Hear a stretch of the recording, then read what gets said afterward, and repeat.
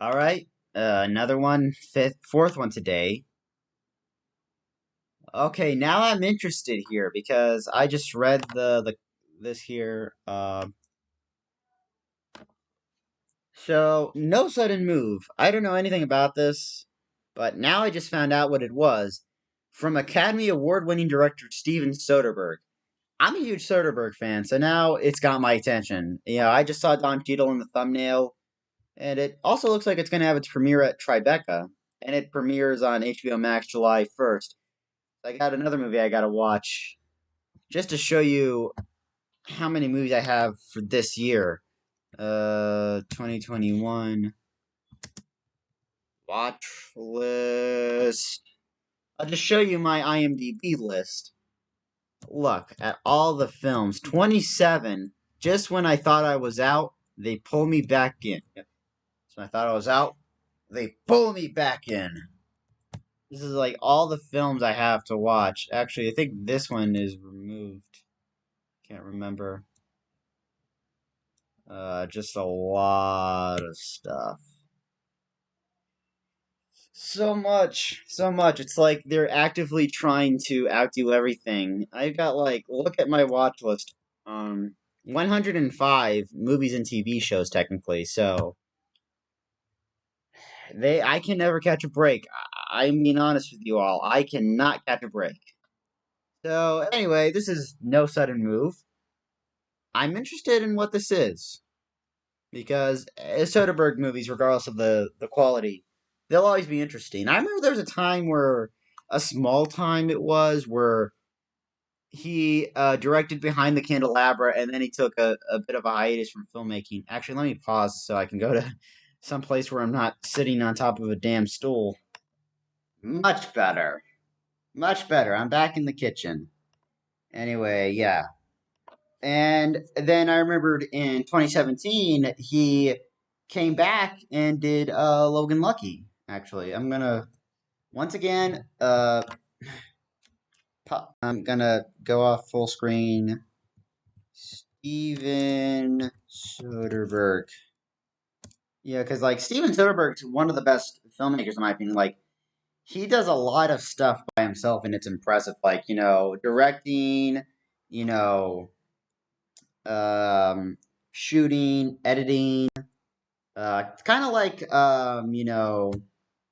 Steven Soderbergh filmography. So I'm gonna look it up here. Let's see, criminal. Um, all right, so yeah, Magic Mike, Side Effects, and then Behind the Candelabra, and then he was also second unit on Hunger Games. Uh, yeah. So Magic Mike XXL. That's the only movie he did in between Behind the Candelabra and Logan Lucky that in which he was not directing, and he was what cinematographer and editor, obviously. But yeah, he recently came back with Logan Lucky, and then he also came back with Unsane, which was shot entirely on iPhone, and then High Flying Bird, and then The Laundromat, which is where he got back to shooting with an actual camera. I think it was a red camera. And then, Let Them All Talk. I really did enjoy that one. And now No Sudden Move. I'll leave that there. Let's just start. Let's just go. Another notification, as if I gotta take a break from YouTube one day. I'm gonna get what's mine. Don Cheadle? Think you're the only one that can make a move? I have a proposition for you. Oh, David Harbour. It's never your fault, is it? Ray Liotta. John Hamm. This whole thing is a film. Brendan Fraser! Awesome! Oh, man. That's it. Brendan Fraser. Kieran Culkin. Do you think I'm a schemer? Julia Fox. I'll talk to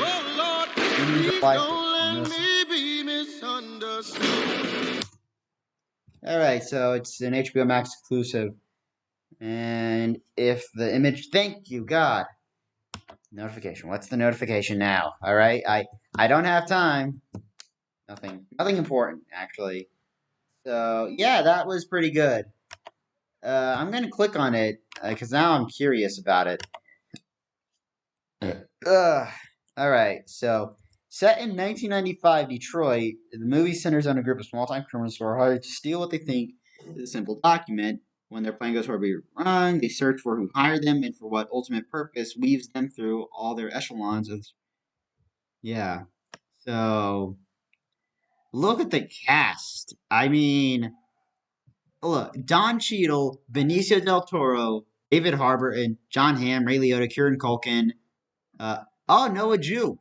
That's awesome right there. Brendan Fraser is back.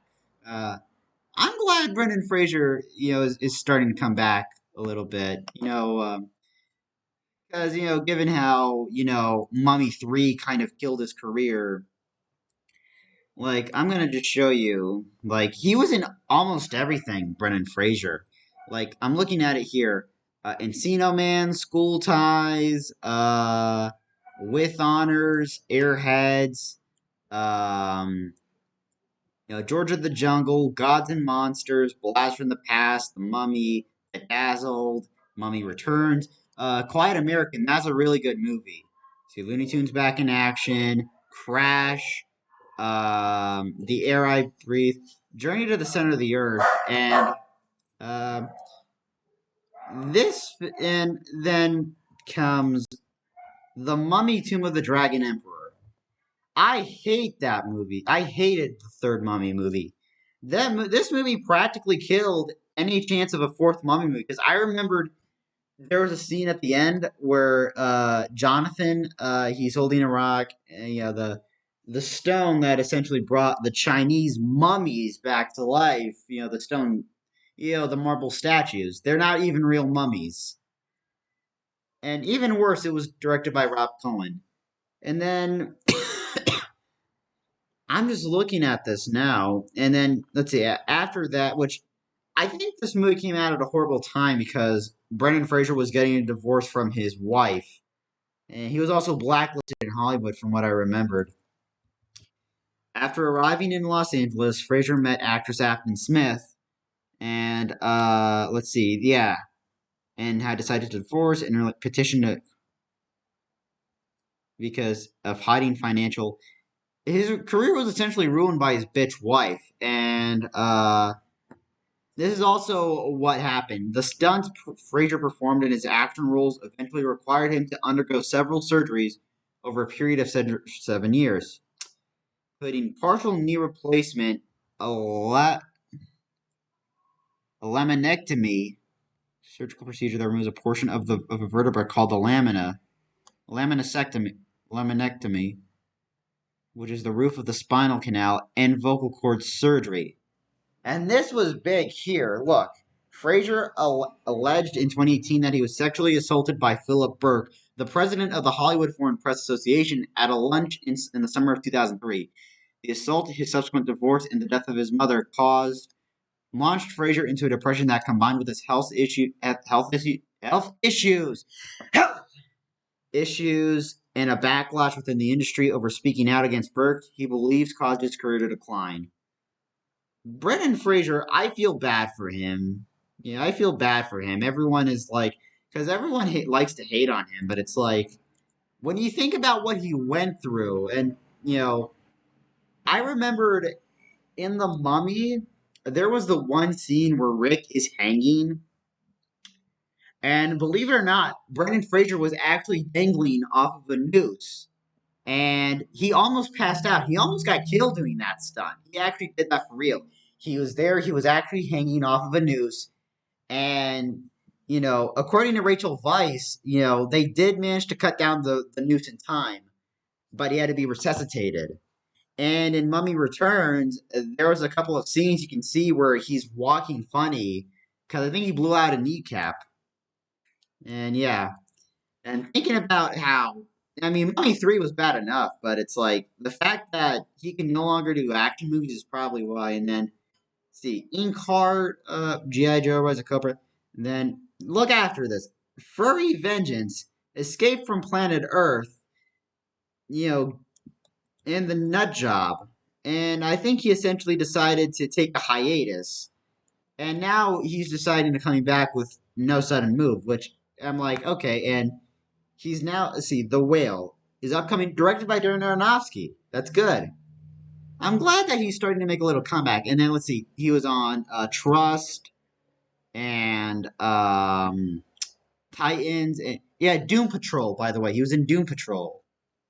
So yeah, I'm glad Brendan Fraser's making a comeback. You know, I've missed that guy. It sucks what he had to go through in Hollywood. You know, they treated him dirty. And Julia Fox is what interests me because whenever I think of Julia Fox, I think of Uncut Gems. And hold on, let's see, Uncut Gems, funny line. I do know what line it is. This one, let's see, funny scene right here. By the way, this scene, the fact that this actually became a meme. This scene, it's like you know a movie does a good job when it can manage to make one certain thing unsettling. This one scene in Uncut Gems. The fucking man? Holy shit, I'm gonna come. Fuck. Every time the movie is mentioned, this scene comes up, and also Julia Fox was really sexy in that movie. Watch. And like reading all these quotes here, every high school kid, whenever their crush hugs them, when Julia Fox appears on screen, obviously, she's really hot. She's really attractive. And let's see. Yeah, Uncut Gems and PvP Chat. What is this movie? I've heard some good things and some not so good things. 65%. Okay. Okay, so this was shot a while ago. So, yeah. Apparently this is an erotic thriller here. An erotic drama film. So, yeah, I am interested in I might check this out. And yes, because Julia Fox is in it. And I want to I'm sorry, she's too attractive, damn it. It's too attractive. Let's see, and Matt Damon, but you know, Bill Duke is another one. Yeah, so scheduled to premiere on June 18th, 2021. Also, okay, so on Tribeca Film Festival, that's still going on. Yeah, this is pretty good. Is that critically acclaimed actor and most powerful being in the universe known as Brendan Fraser? Yes, yes, it is. I good job, good on you. It's critically acclaimed Hunger Games. Oh, though it does make me sad seeing some of the weight he's gained over the years. It's like I feel bad for him. I really hope the film is as good as the cat. Yeah, Brendan Fraser is all you needed to say.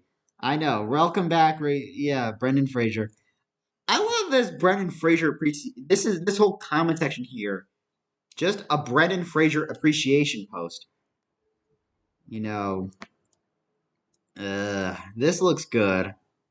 And I realize what they got. They get way more views on this channel than HBO Max. Yeah. No Sudden Move for Space Jam: A New Legacy. Damn, James Rhodes. All right, so this looks good, and I will definitely check it out when it comes out. I'll definitely check it out. So yeah, I'm gonna end the video here. I left a like, and I'll also leave a link to the original video down below, and a link to my Instagram page. And I guess I'll get